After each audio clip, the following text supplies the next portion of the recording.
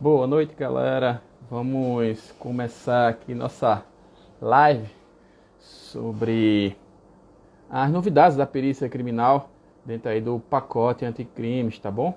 Vou receber aqui o Walker, né? Sejam todos muito bem-vindos aí, já tá aqui ele.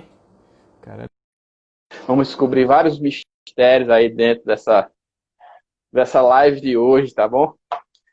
Espero que vocês gostem e aproveitem Boa bastante. noite. Olha ele aí, boa noite, como é que você tá? Boa noite, meu caro. Tudo ótimo e com você? Tô bem, tá tudo certinho por aqui. Aí em Goiânia tá fazendo frio, calor, tá como? Tá calor, cara. Aqui em Goiânia não tá fazendo muito frio, não, viu? Aqui tá É, calor. Nesse momento tá calor, viu? tá Deveria certo. estar melhor, mas tá calor. Olha, já estão falando aí, gêmeos, tal, tem muita coisa para ser É, revelada cara, até o final dessa live de hoje.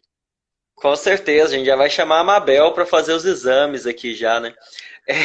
Já Olha tá. só, deixa eu contar uma alegria já, né? Já estou feliz por poder a live estar funcionando corretamente aqui, né? Porque todas as vezes em que eu tentei ser o entrevistado, não deu certo. Acontece que a minha visão, a minha imagem ficava travada e só escutavam a minha voz. Então, se já está funcionando, eu já estou feliz aí. Cara, é porque aqui não é uma live qualquer não, cara. Aqui é a live da parceria aí e das Aí sim, né, investigações cara?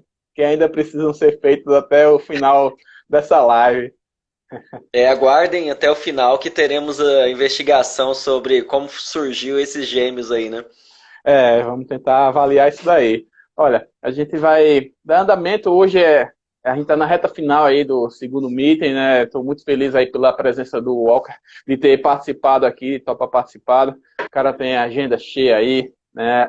As atividades do dia a dia, da rotina, termina sendo bastante extensiva, mas para quem gosta e quem tem feito o Walker tem aí, cara, o perfil dele, o CSI-BR, é um almanaque da perícia, né?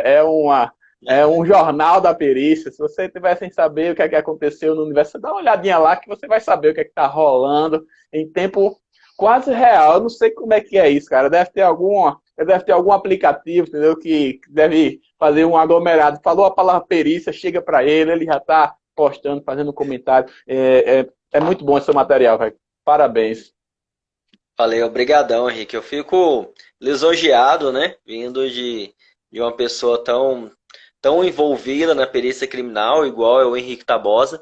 Então eu fico feliz em receber esse feedback, né? E espero que o CSI possa sempre contribuir para perícia criminal e divulgação e que realmente tenha assuntos ali sempre atualizados, né? Eu acho isso importante mesmo.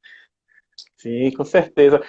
Nós vamos fazer uma dinâmica. Eu sei que a maior parte das pessoas que estão aqui ele conhece seu trabalho, né, mas eu sempre peço para se apresentar, falar um pouquinho da trajetória, né, até chegar na perícia, quais foram os setores que você já passou aí na perícia. E também eu sempre pergunto, como você é um cara que vai para as cenas de crimes, o que é que está na sua maleta, o que é que você não deixa faltar, tá? Eu vou desligar um pouquinho só os comentários, mas na frente eu vou reabrir para a gente conversar e interagir, para não atrapalhar e nem quebrar o raciocínio aqui do Walker, tá? Fique à vontade aqui. Tranquilo. Brigadão, né? Mais uma vez pelo convite. Olha só, quem é o Walker, né? É uma história longa, inclusive, né? Infelizmente a gente não vai ter tempo aqui hoje. Eu gosto muito de contar essa minha história, porque é uma história de superação, é uma história de que realmente pôde trazer uma vitória, né, na minha vida, que uma delas é a perícia criminal. Eu sou graduado em redes de computadores pela Universidade Estadual de Goiás, e sempre quis muito tratar essa ideia de investigação. Na verdade, desde criança eu queria ser policial, né? Sempre tive isso, gostava de assistir filmes policiais, então eu sempre gostei muito dessa área e queria ser policial. Bom, e na faculdade eu tive um contato maior com a perícia e falei, caraca, como que eu vou conseguir? Olha que massa, eu consigo unir o que eu gosto, que é a polícia, e ainda com uma parte investigativa, né? Que é a parte da perícia criminal, com a parte de ciência, né, que é a parte da perícia criminal. Falei, cara, é isso que eu quero então, quero ser perito criminal, né? Mas antes disso, eu passei por outros concursos, fui provado em outros concursos por aí, até chegar na questão de ser aprovado para perito criminal. Fui aprovado na época para trabalhar na Polícia Civil do Estado de Goiás. Fui aprovado no Ministério Público do Estado de Goiás aqui também. Fui aprovado na Universidade Federal de Goiás, lecionei lá por 2 anos. Fui aprovado na época também para o Tribunal Regional do Trabalho, né, um cargo que as pessoas anseiam muito aqui, no Brasil afora, né, porque são bons cargos, um cargo federal, e acaba que nesse cargo em especial, eu consegui também ser aprovado tanto para técnico quanto para analista, né, judiciário. Então, são cargos realmente convidativos. E então eu inventei de ser aprovado também para perito criminal, que é o que eu queria. E aí veio o dilema, né? Walker, você vai continuar sendo analista judiciário ou você vai tornar-se um perito criminal? Poxa, mas eu sempre quis ser perito criminal. E aí veio essa dificuldade de escolha aí, que era ser perito criminal ou manter o cargo federal. E eu fiz a difícil escolha na época de aceitar o concurso de perito criminal no estado de Goiás. Pedi exoneração do cargo de analista judiciário e realmente o que eu posso dizer é que eu nunca me arrependi dessa proeza, né, de ter que escolher a perícia criminal, porque realmente hoje eu faço o que eu realmente gosto, o que eu realmente sonhei, né, não que fosse ruim o cargo de analista judiciário, pelo contrário, é um cargo muito bom e eu trabalhava com a área que eu gosto também. Mas perito criminal realmente estava naquela questão de que é o que eu quero, que é o que eu sonho, né? E com isso me propiciou várias outras coisas, né? Hoje eu consigo aí viajar Brasil afora, dando aula, dando cursos, uma coisa que talvez eu não teria, né?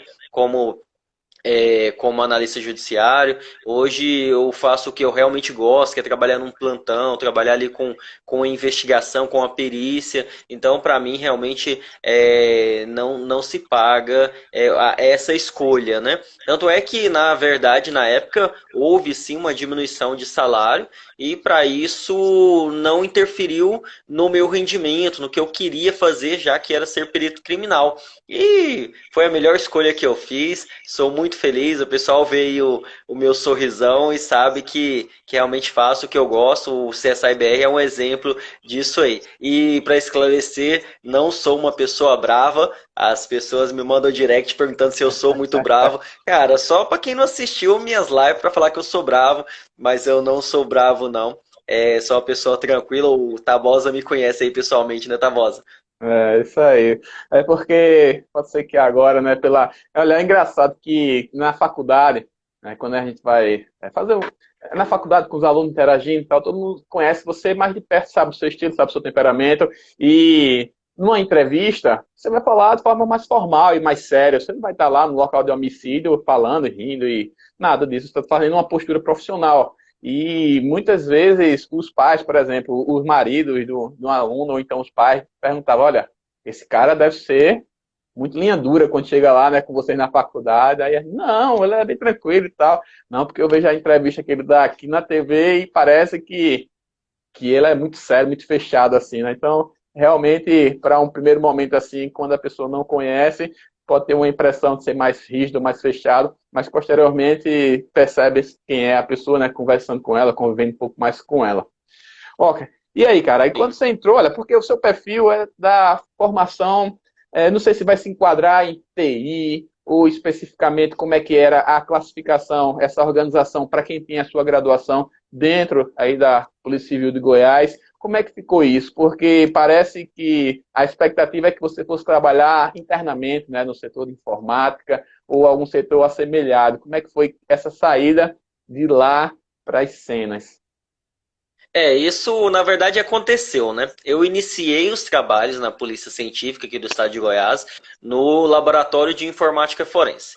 Mas o grande problema da minha vida foi um dia eu ter trabalhado na Polícia Civil e ter conhecido locais de crime também. Então, a informática forense é um bom local de se trabalhar, é bem interessante, principalmente porque as pessoas da área se veem ali, mas eu já estava apaixonado mesmo pelo local de crime.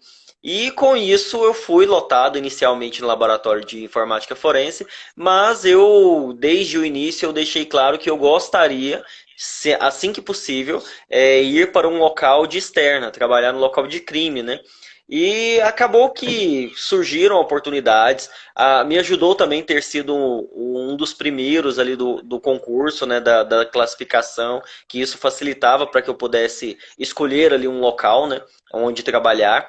E então eu fui, depois de aproximadamente 9 meses, eu fui trabalhar no local de crime. E a hora que eu realmente queria, tanto que era o que eu queria, que até mesmo na época que eu trabalhava na informática forense, eu decidi que eu iria acompanhar os plantões dos colegas, né? Então eu colocava ali para acompanhar os plantões dos colegas, para ajudar ali, como amigo mesmo, e isso acabou que me preparou muito também, foi muito bom para me preparar ainda mais para quando eu assumisse ali o local de crime sozinho, né? Que é quando você realmente é o responsável por aquele local de crime.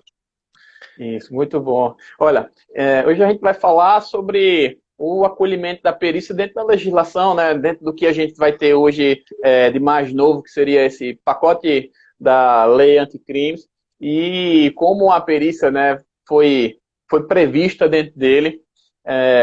Antes disso, a gente poderia conversar aqui um pouco sobre a questão da legislação, né, que está espalhado aí a perícia criminal dentro da legislação brasileira, porque as pessoas, tem muita gente aqui que está começando ainda, né? Você sabe bem disso, tem um público, tem esse público também, e para explicar como é que está essa legislação, a gente está solto em vários pedacinhos, o que é que essa lei, né, anticrime, o que é que ela fez com a perícia, isso foi bom, isso foi ruim, o que é que a sociedade ganhou com isso aí. Vamos falar um pouquinho sobre isso aí, qual é a sua visão sobre tudo que, que tem e que está se transformando agora nesse novo contexto, né? É justamente isso, né? A gente tem várias leis espalhadas por aí que falam sobre a perícia criminal e o pacote anticrime ele ajudou a concatenar isso, não só a perícia criminal, mas várias outras leis, né? Trazendo uma maior facilidade de entendimento com essa ideia do pacote anticrime.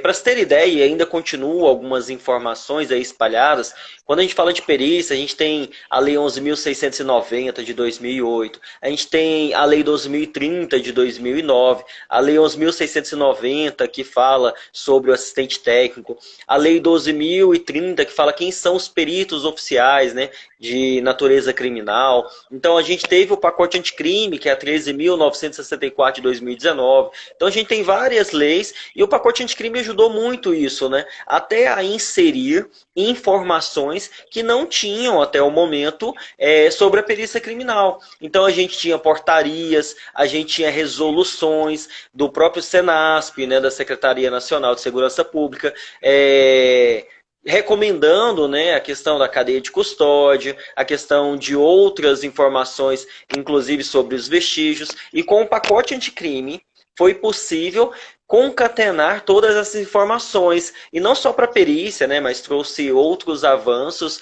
inclusive concatenando ali, foram 17 leis em um único pacote, né? E que trouxe melhorias, evoluções ali importantes, e é claro que é o que a gente vai se ater aqui, é muito importante para a perícia criminal, mas ali houve alterações em relação ao juiz de direito, de garantias ali, né? Houve alterações em relação à legítima defesa, mais politicagem, na verdade, em relação à legítima defesa, que veio falar ali, por exemplo, que quando há uma vítima ali em potencial, o agente pode agir, mas já estava escrito isso na lei. Então foi mais uma parte política em si, mas houveram várias alterações e o mais importante, é claro, puxando para o nosso lado, envolvendo ali a perícia criminal, cadeia de custódia, definição de vestígios, a própria fraude processual ali no artigo 158C, a ideia dos recipientes, das centrais de custódia, tudo isso foi alterado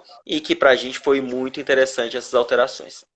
Isso. E, assim, essa legislação, em geral, né, essas temáticas, em geral, elas já estavam presentes, mas parecia que não ficava muito prático você conseguir enxergar. Você tem que fazer aquela coxa de retalho, né? Pega um pedacinho daqui, um pedacinho dali, para mostrar tudo que tem. E agora, com ela, parece que ficou mais claro, né, mais nítido, para quem for operar, quem for fazer o gerenciamento aí com relação à legislação atrelados à perícia, conseguir entender bem essa sequência, sem perder, sem ter uma quebra aí nesse meio do caminho. Né? Você acha que o pacote anticrimes ele já foi absorvido pelos profissionais, pelos peritos que estão aí na ativa, conversando com outros colegas? Porque eu vejo ainda que a gente parece que tem ainda alguns passos pela frente, comparado aí com a presença dos colegas, com os outros peritos, né, já que é uma temática com abordagem de coisas anteriores que aparentemente já existiam, né, desde quando a gente iniciou, estou com 10 anos de polícia, mas que não era tão claro, tão nítido como está sendo agora. Como é que você vê isso com relação aos outros profissionais, aos colegas aí no dia a dia? Há uma diferença entre uma instrução normativa, entre uma resolução, como eu poderia falar, uma recomendação de que diferente quando está na lei. E com o pacote anticrime, ele realmente houve essa adição de nomenclaturas, né, de definições relacionadas à perícia criminal. E isso realmente facilitou porque, apesar de fazermos, como você falou anteriormente, a gente nunca deixou de aplicar ali a cadeia de custódia no Brasil inteiro, talvez com uma falha aqui, outra ali, mas sempre houve a ideia da cadeia de custódia.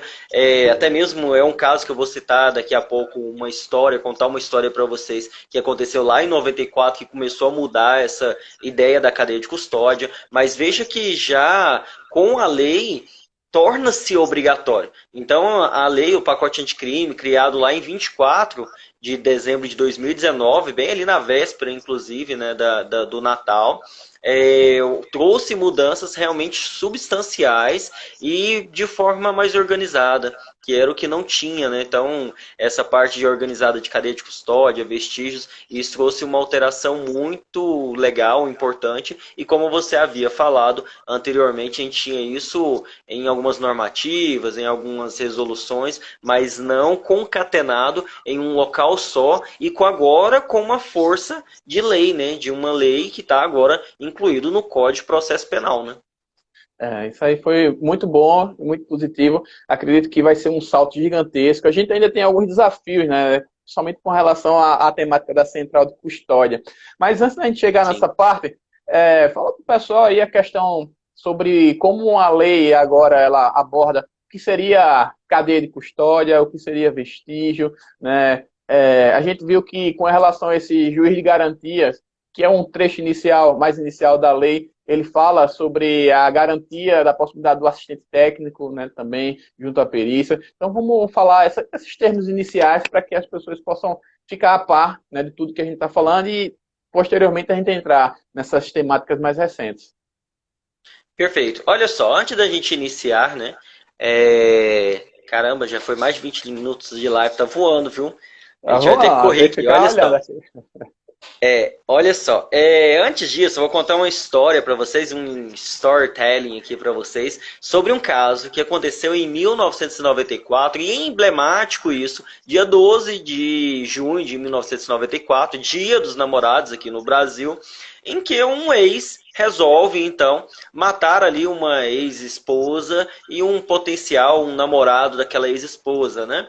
Isso seria o caso do O.J. Simpson, né? Que houve ali, então, como suspeito de um duplo homicídio, né? Com Nicole Brown e também com Ronald Goldman, que seria o o conhecido como Ron, que seria o namorado dela ali, né? E assim, só para encurtar a história, houveram vários vestígios ali que ligavam, né?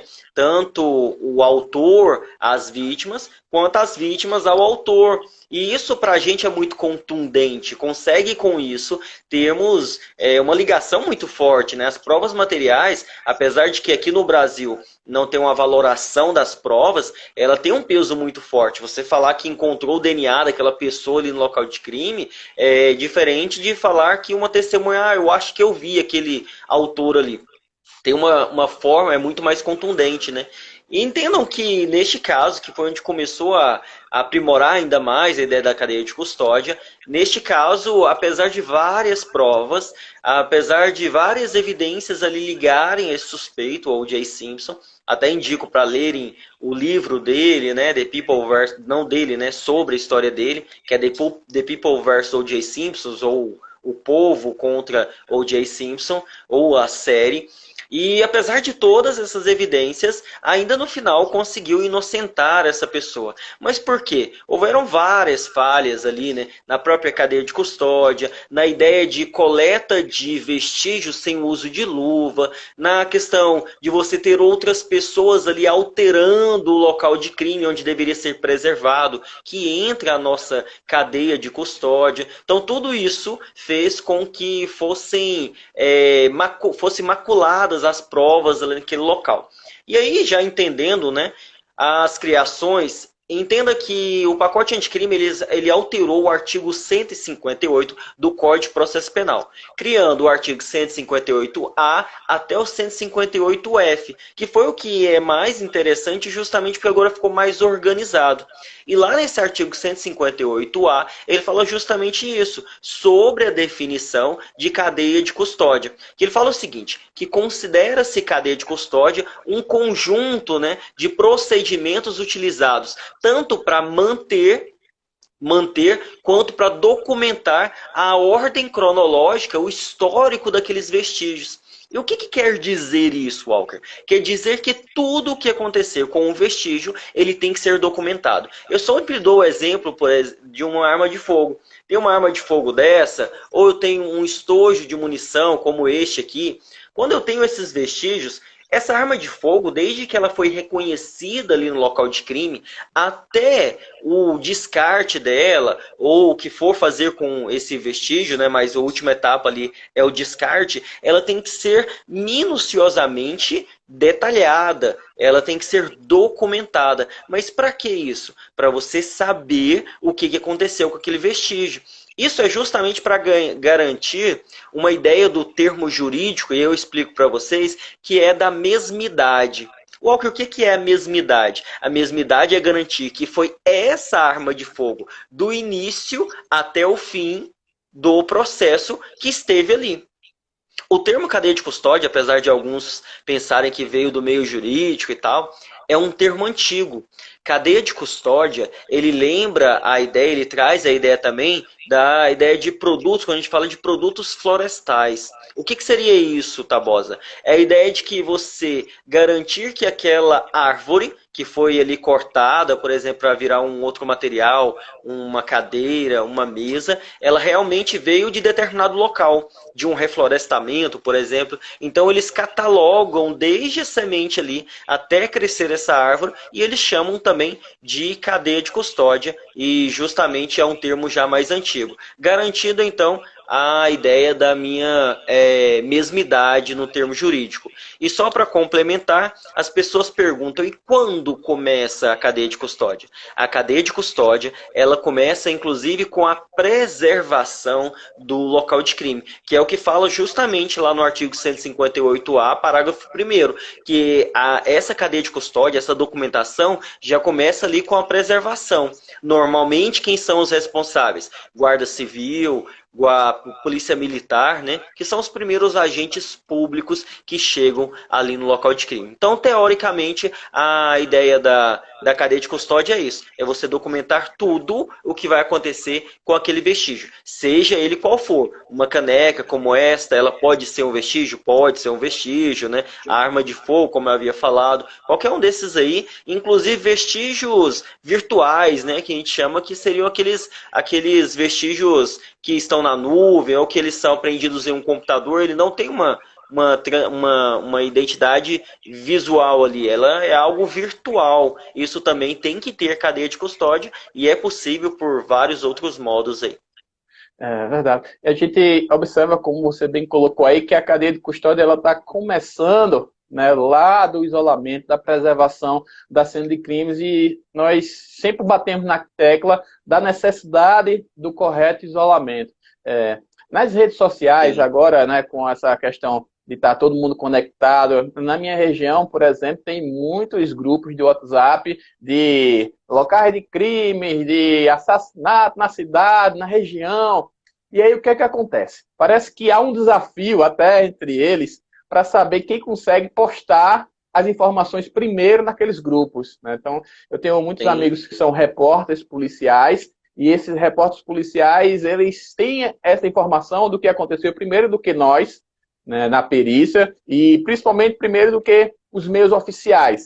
E é até natural, né, porque a população está muito próximo da população, mas parece que fica um desafio e é incrível como eu vejo, muitas vezes até antes de ir para as cenas de crimes, já muitas imagens sobre aquele caso e especificamente com outros colegas, né, e com a população no entorno do corpo, passando por cima dele, olhando, né, às vezes tocando, pegando nos bolsos, e tudo isso atrapalha demais o nosso trabalho, atrapalha demais a resposta que a gente pode trazer para a sociedade, e quando existe ainda um acusado, um réu, né, que tenha uma condição financeira melhor, parece que ele vai conseguir ter uma assistência jurídica otimizada, pegando agora em pontos como esse aí, né, como do caso desse jogador americano, e aqui na realidade que a gente vai ter no Brasil vai ser algo semelhante também. Então, embora o sistema da defensoria pública seja excelente e conte com excelentes profissionais, eles têm uma demanda muito grande e parece que abre espaço para que pessoas que tenham uma condição financeira melhor, elas consigam se aproveitar dessa situação. Não sei se você enxerga dessa forma, mas parece que em algum momento, né, favorece essa falta de base da gente. É como se a gente tivesse um paralelo aí com a educação, né, e a gente olhasse que a educação que é feita pelo modo público, ela parece que deixa uma margem justamente para poder ter a opção de outras pessoas se sobrepor ou se aproveitarem dela, né? Na segurança pública também, tá? O que é que você acha que a gente poderia fazer para melhorar, pelo menos, a parte inicial do pontapé aí dessa cadeia de custódia, né? Começando lá pela preservação, pela a questão da fraude processual, né? Que até o momento, eu particularmente, só escuto falar, assim, na legislação, né? Mas eu não conheço ninguém que, lógico, se não for intencionalmente, realmente assim, porque tinha alguma relação com o crime, né, e fez aquela adulteração lá da cena, mas que pelo simples andar e por devagar pela cena tinha sido colocada aí para ele essa responsabilidade de fraude processual. Você já viu algo nesse sentido? Assim, até continuando isso que você falou, realmente a legislação brasileira, sendo bem crítico, ela é voltada para, muitos casos, beneficiar pessoas que têm uma condição financeira melhor. E eu vou dar um exemplo, né? O caso do O.J. Simpson, apesar de não ter sido aqui, ele gastou milhões e conseguiu sair de lá inocente. No Brasil não é diferente. Vou dar um exemplo. Existe a figura, desde 2008, lá com a Lei 11.690, do assistente técnico. Mas vamos pensar, uma pessoa que cometeu um furto simples ou que seja, né, um roubo, ele realmente tem condição de pagar um assistente técnico, sendo que ele não tem condição nem mesmo de pagar um bom advogado? E eu dou um exemplo, né?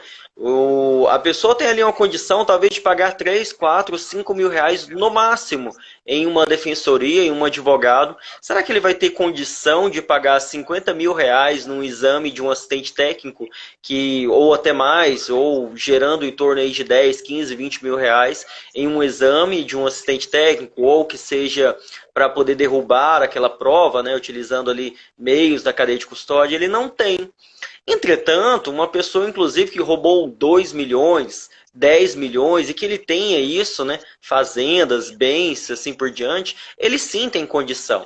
E isso acaba facilitando para essas pessoas e dificultando que a legislação seja realmente justa, já que para alguns é possível e para outros já não é possível. Então isso acaba dificultando. Voltando a isso, o que, que poderia ser feito?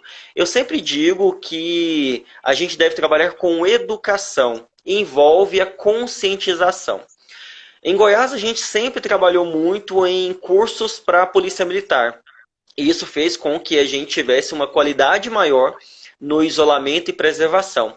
É o ideal? Ainda não é o ideal. Mas digamos que já evoluímos bastante. E o que, que poderia ser feito? A aplicação realmente da lei em relação a um isolamento, a contento, né? E o que infelizmente não é o que a gente vê nos locais de crime Brasil afora. Então, para que isso aconteça, para mim, é investir pesado em conscientização e aplicação posteriormente, é claro, para a aplicação da lei. Eu também não conheço nenhum caso de alguém que tenha respondido, apesar de citar lá no artigo 158C sobre a fraude processual, eu também não conheço nenhum agente ou a pessoa que tenha respondido, a não ser por um caso que tenha sido o próprio autor ou terceiro cometendo ali um crime, uma fraude processual, né, de alterando um crime ali, forjando um, um vestígio, né? Então, realmente, enquanto não aplicar a lei, enquanto não tiver uma conscientização maior, ela não vai ser aplicada, né? Só voltando lá no artigo 158A, ele também conseguiu definir a ideia do vestígio, né? Isso a gente sempre teve, né, desde muito tempo sobre o que seria esse vestígio, mas no artigo 158A ele veio trazendo que o vestígio é aquele todo material bruto ali, né? E ele seja visível ou não visível, isso é importante, e ele pode ser constatado ou coletado. Por que isso? Uma mancha de sangue ela é importantíssima no análise criminal e não necessariamente ela foi coletada. Pode ter sido coletada uma outra mancha e essa não. Mas ele continua sendo uma mancha de sangue, um vestígio que foi constatado no local de crime. Então o legislador tomou cuidado justamente disso, né? Tendo sido recolhido ou constatado. Isso, ele tenta padronizar também a questão da própria cadeia de custódia, né? Ele vai pormenorizando, divide em 10 pedacinhos, né? As etapas Uhum. da cadeia de custódia, e isso traz mais didática, né, para quem estiver acompanhando e seguindo, né? Então, passo a passo em cada uma delas. Porém, o que acontece muito, não sei se é aí em Goiás, mas aqui em Pernambuco ainda acontece bastante, é que a gente não tem locais sempre, né, locais adequados para fazer o armazenamento desses vestígios. Em alguns locais, em alguns estados, né, em algumas cidades, se utiliza um armário que o perito tem lá, né, deixa aquilo ali, bota o nome, bota um cadeadozinho, às vezes nem cadeado tem, e aí o perito vai guardando aqueles materiais. Muitas vezes os peritos andam com esses materiais, guardam na sua casa, porque tem receio de deixar lá e ter um descaminho com relação àquilo dali. Isso são fragilidades que a gente ainda tem, que a gente ainda precisa superar com relação a essas etapas. E para isso, fala-se muito agora das centrais de custódia, né? Então, fala um pouquinho aí como é que é essa Sim. central de custódia, o que é que acontece, né, com relação a ela, porque com relação aos vestígios, quando são coletados, a depender do tempo que o laudo leve para ser remetido, toda aquela situação está recente, tá fresca ali na cabeça do perito, né? O local onde foi guardado aquilo ali tá bem relacionado ali, você está lembrando, mas com o passar do tempo a gente tem uma demanda de trabalho e é comum, vez por outra, alguns desses laudos demorarem um tempo maior. E aí esses materiais vão ficando meio que acumulados lá, né? A gente tem um dos grandes problemas da perícia, não é nem fazer a perícia, é fazer o laudo depois, né? CSI é excelente, porque o cara assiste CSI, eu nunca vi ele fazer um laudo, entendeu? Passar horas fazendo um laudozinho lá, é só, pegou, pum, já tá a resposta, né? E com a gente tem essa realidade que é diferente, né? E essa questão das centrais de custódia, como é que você vê tudo isso aí? E assim, justamente falando por etapas, né? O artigo 158b do Código de Processo Penal trouxe quais seriam as etapas da cadeia de custódia. Isso realmente trouxe uma maior organização, né? E o calcanhar de Aquiles de qualquer perito criminal é realmente o laudo. Eu também queria participar da série CSI, porque é muito fácil. Você ali vai no local de crime, faz toda aquela análise que a gente faz em um local de crime, mas você não se preocupa com o laudo. Pelo contrário, lá na impressora já sai o resultado do exame de DNA em 40 minutos, em 20 minutos. Ah, Então, isso é muito cômodo e muito fácil. Mas as etapas foram criadas justamente para facilitar, né?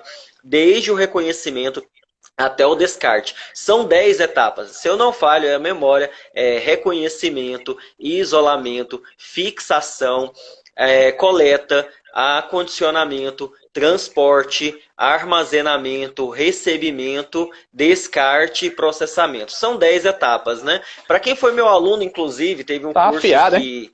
que está tendo. Para quem foi meu aluno, inclusive, tem um curso que eu ministrei, né? Que está em andamento ainda, né? Foi uma turma fechada, inclusive, de perícia criminal. Lá eu passei até uma dica para a pessoa lembrar, né? Só vou falar aqui o nome, mas não vou explicar porque não dá tempo, né?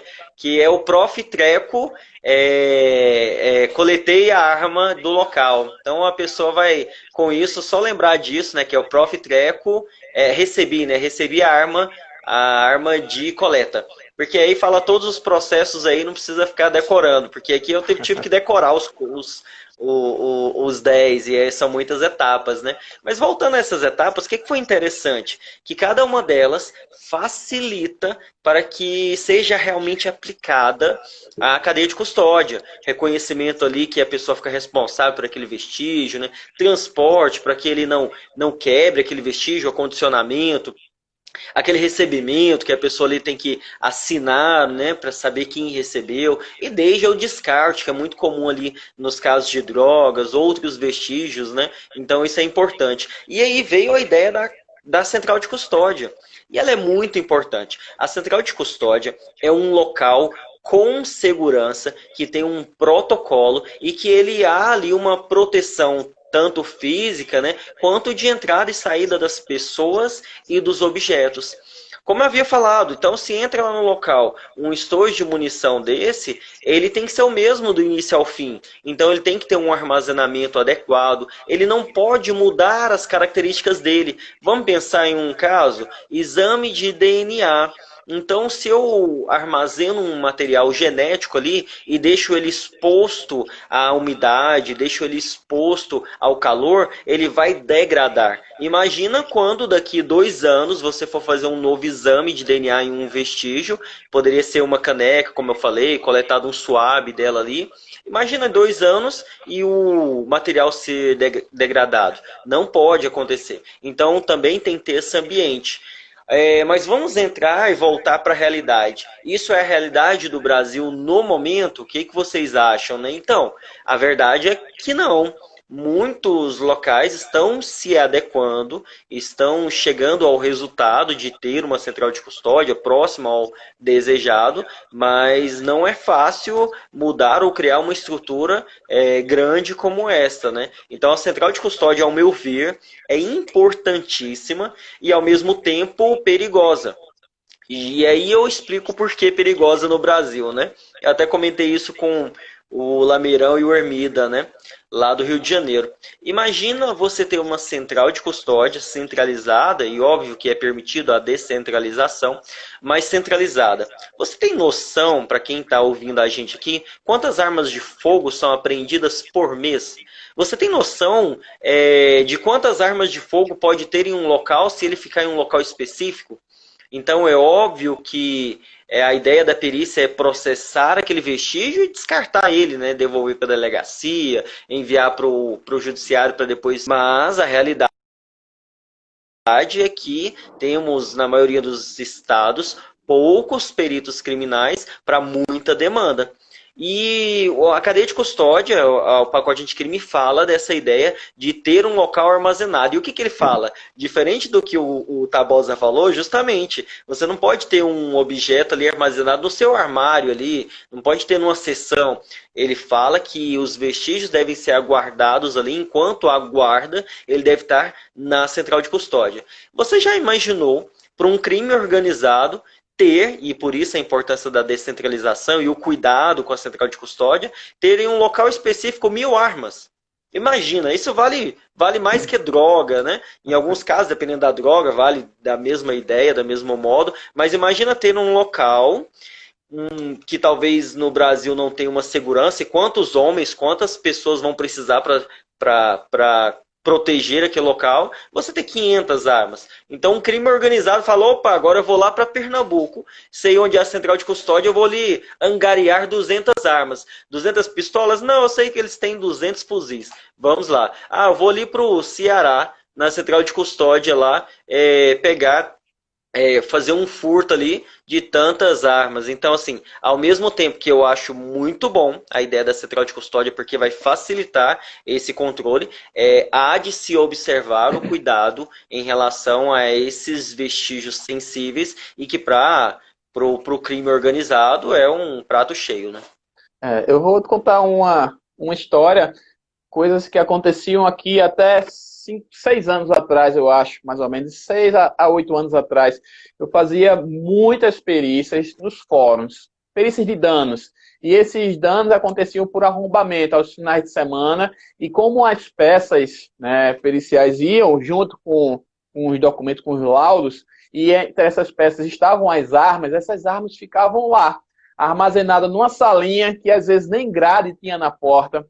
E um fórum que muitas vezes antes de ser roubado pela primeira vez também não tinha grade nas janelas, né? Que tem um policial, às vezes um guarda patrimonial aos finais de semana, às vezes até essa pessoa já é de idade.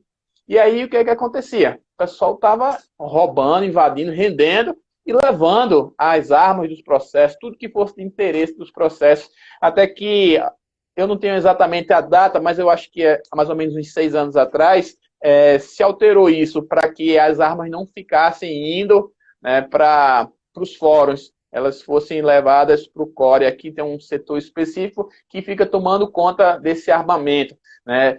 Só no dia do julgamento, se for necessário, tanto o promotor quanto o advogado tiver interesse em ver, né, os vestígios em si para apresentar, aí sim, poderia levar. Mas, em geral, agora não leva mais, porque estava acontecendo muita perícia, muitos danos, muitas invasões nesses locais, e é o que você está colocando, né? Já que a gente vai centralizar em vários locais indo para lá.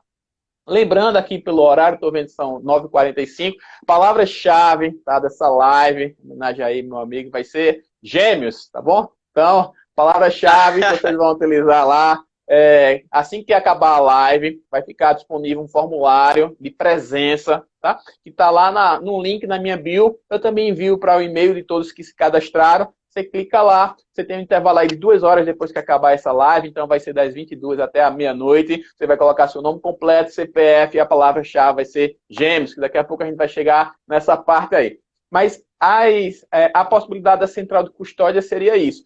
O que é que você vê como mais dificuldade? Assim, a questão de infraestrutura, a questão de pessoal, a questão de logística, porque teria que ter um sistema próprio para eles, né, também, para poder localizar. O que é que você acha que, por exemplo, em Goiás, né, seria como um principal entrave aí para a implantação? E se já existe alguma discussão sobre isso por aí?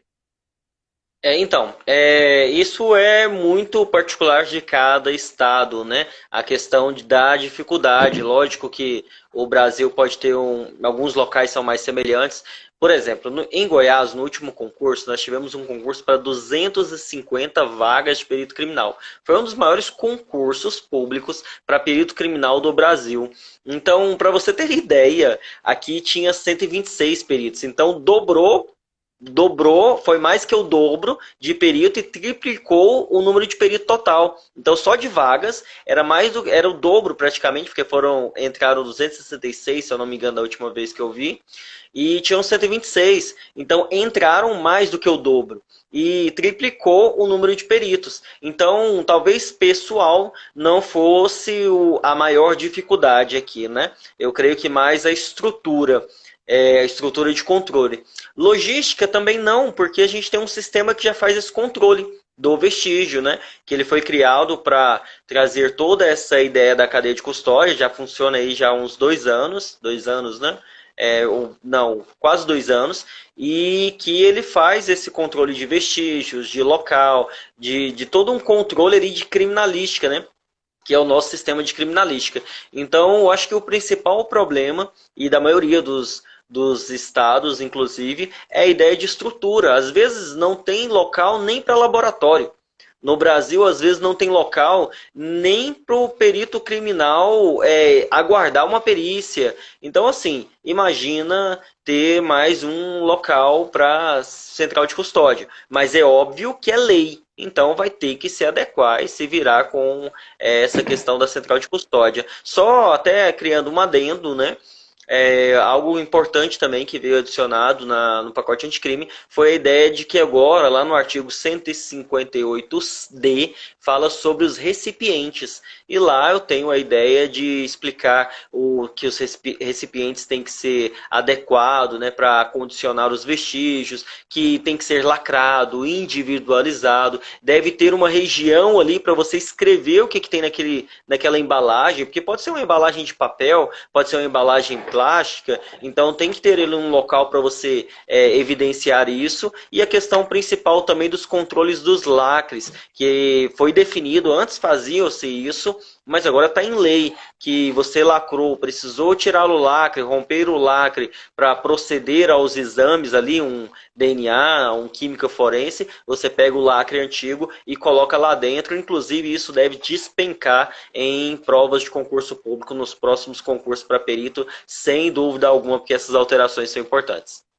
Isso que o Walker está falando, tem um saquinho de evidência, então separei um aqui só para mostrar, né? Eles vão ter uma parte descritiva para você falar Isso, essa parte. sobre quem coletou, onde coletou, quando coletou, um pequeno histórico do caso, né? E depois do Sim. que ele estava falando, né, esse saco do lado interno, eles têm um adesivo, uma estrutura que você puxa e ele vira um adesivo e você consegue lacrar. Quando você lacra, né, não tem mais como abrir, a não ser rompendo. E eles vão ter uma coisa interessante que é essa numeração. Não sei se vai dar para ver aqui, né? Tem uma numeraçãozinha aqui, e essa numeração é o que vai dar a rastreabilidade desse Sim. vestígio que foi coletado aqui, né, e que pode ser agora encaminhado para outros exames, outras análises que sejam necessárias, que sejam pertinentes, É, né? sim, e é importante, só fazendo uma adição, justamente isso, o pessoal saber que tem duas coisas importantes aí. O código de rastreio e o lacre. São números distintos. Um pode mudar, vai ser alterado de acordo com das mudanças ali, que é o código do lacre, e o código do rastreio, que é único. Eu sempre cito que o código do rastreio é o CPF do vestígio. Então, do início ali até o fim, ele tem que ser o código de rastreio mesmo, mas o lacre não. O código do lacre ele vai mudando conforme novos exames. Passou ali pela balística, vai ter um novo número. Passou ali pela química forense, vai ter um novo número. Mas o código de rastreio é o CPF do vestígio. Assim como você nasce e morre com o mesmo CPF, o vestígio também ele vai nascer e morrer com o mesmo CPF, que é o código de rastreio.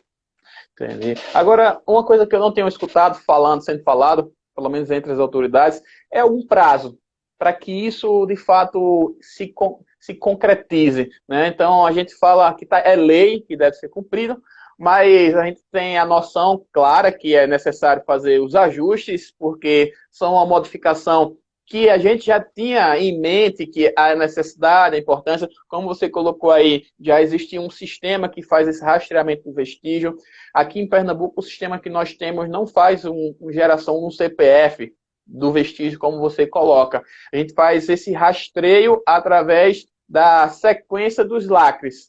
Então, que é um ponto importante, né, que todos os estados estão se adaptando, mas a gente já tinha essa noção do que seria necessário, só que não eram feitos ou não estavam sendo executados. E agora, com a lei, deveria ter, de repente, algum meio do caminho aí, alguma lei intermediária que desse um prazo de ajustamento para que, após esse prazo, quem não tivesse cumprindo integralmente, né, tivesse algum tipo de sanção ou que se É, responsabilizasse, né?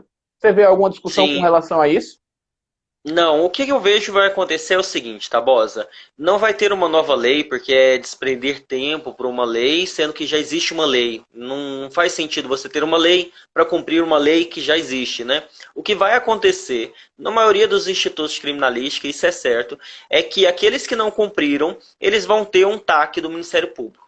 O Ministério Público vai entrar com um TAC para que seja, que é um termo de ajustamento de conduta, para que seja cumprida a lei. Não cumprindo naquele prazo, aí vão ver outras medidas aí do próprio Ministério Público, por exemplo, para que sejam cumpridas. Desde quando deveria já estar funcionando, né?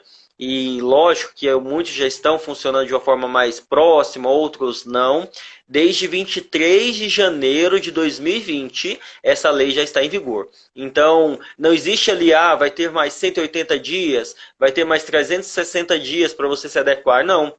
Você deveria ter se adequado desde 23 de janeiro de 2020, mas é óbvio que não daria para se adequar ali em 30 dias, que foi lançado em 24/12 e 23/1 já estar funcionando, né? O que eu vejo, na minha opinião, vai ser justamente isso. Vai chegar o prazo em que vai ter um TAC, um termo de ajustamento de conduta, e outras medidas que eu vejo vai ser para aqueles estados que não se adequaram à cadeia de custódia serem cortados recursos. Recursos do Senasp, por exemplo, como a questão de maquinário, principalmente envolvendo DNA, armas de fogo, outras coisas que o Senasp pode ceder aos estados, eles vão acabar não cedendo se não se adequar. Então vai funcionar, pela minha visão, mais ou menos desse modo. Mas ainda não Olha, tem nada de concreto.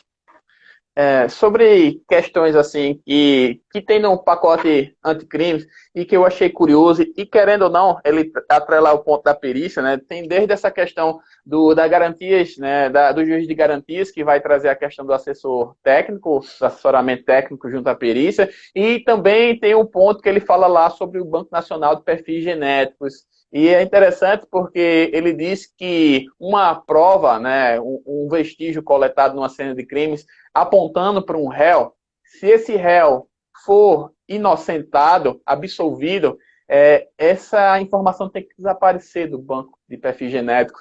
E diz também lá que se o réu for condenado, né, a partir de 20 anos, ele pode pedir a retirada, aí é uma solicitação, ele pode pedir uma retirada do perfil genético do banco de dados lá, né, do Banco de Dados Nacional de perfil genético. E é interessante porque essa questão da absolvição, eu não imaginava que isso fosse acontecer, mas não diz que tem que ser a pedido ou não, né? Parece ser uma coisa automatizada. São coisas que a gente vai vendo, acompanhando dia a dia e que demanda mais discussões, né? Já que outros estados eles têm tratamentos, outros países têm tratamento diferente com relação a essa questão dos bancos de perfil genéticos. O que é que você viu mais de curioso, assim, com relação à lei, ao pacote anticrimes aí relacionado à perícia?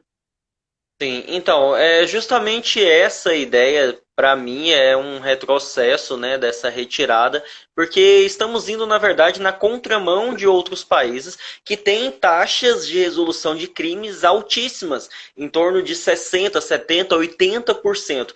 Mas só tem essas taxas altíssimas justamente por possuírem bancos nacionais de perfis genéticos que não somente coleta quando a pessoa é condenada, mas, por exemplo, desde criança, desde quando completa 18 anos, porque realmente há comparação real. Assim como há hoje no Brasil nos casos das impressões digitais. Então você tem a identidade, o RG, e quando comete um crime ali pelo sistema EIFES, é possível você fazer uma comparação. No banco de dados nacional, no banco de dados nacional de perfis genéticos, não é, porque só é ali pessoas que foram suspeitas, que são as amostras questionadas, que vão comparar, por exemplo, com pessoas que já foram condenadas ou cedidas livremente, né, ou por ordem judicial. Então você tem um universo ali muito pequeno. E diferentemente de outros países que começaram a adotar há alguns anos a coleta de toda a população, e que para mim deveria ser o comum, né?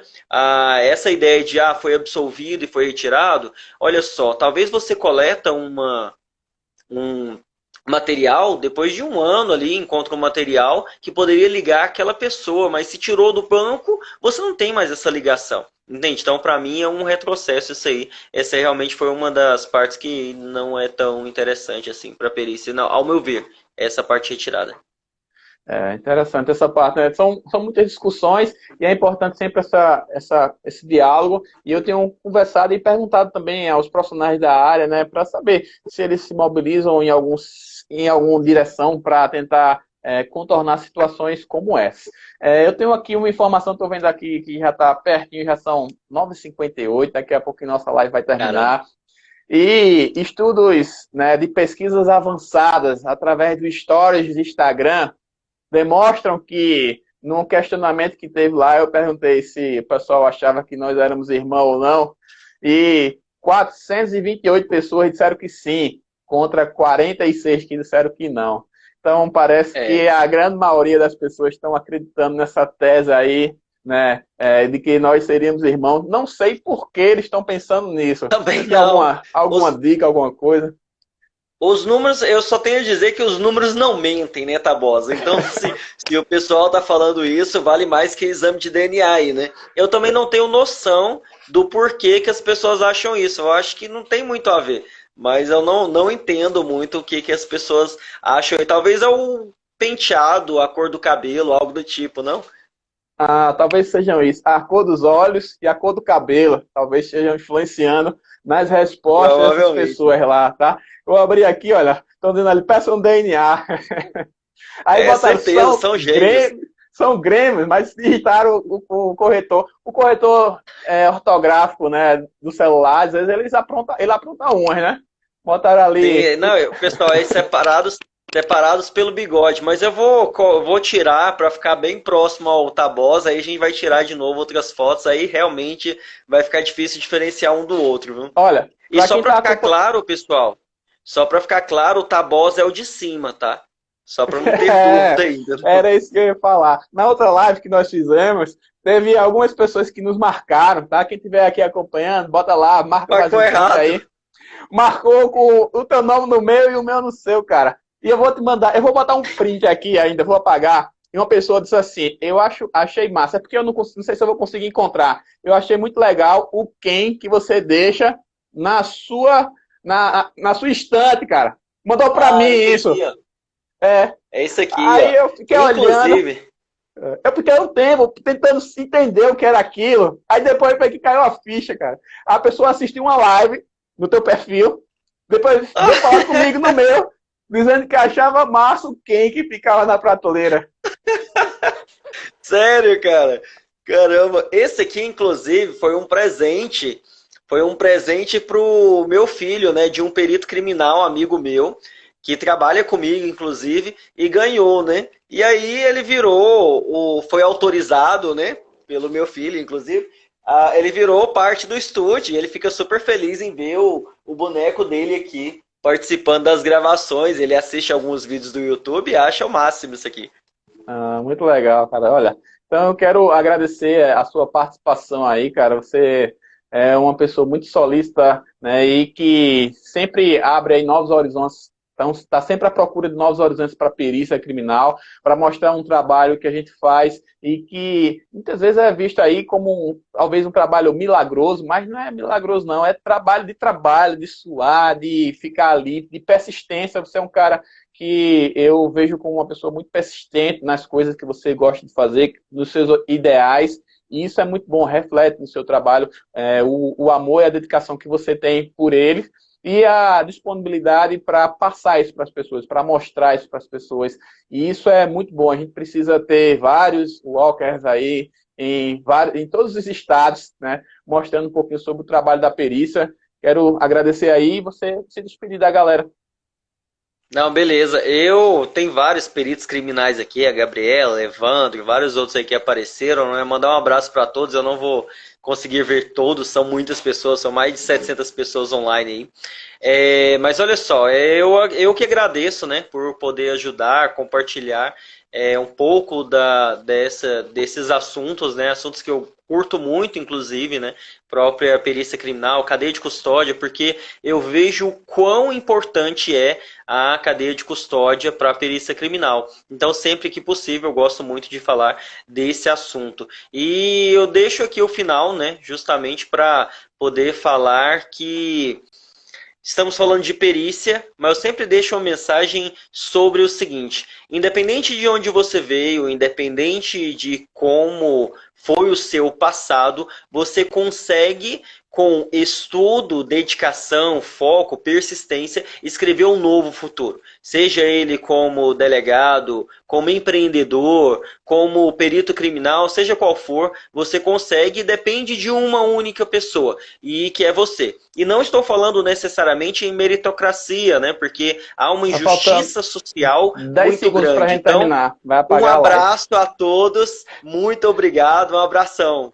Tá bom, Fica é com isso, Deus, você cara. consegue sempre. Até Um mais, boa abraço. noite.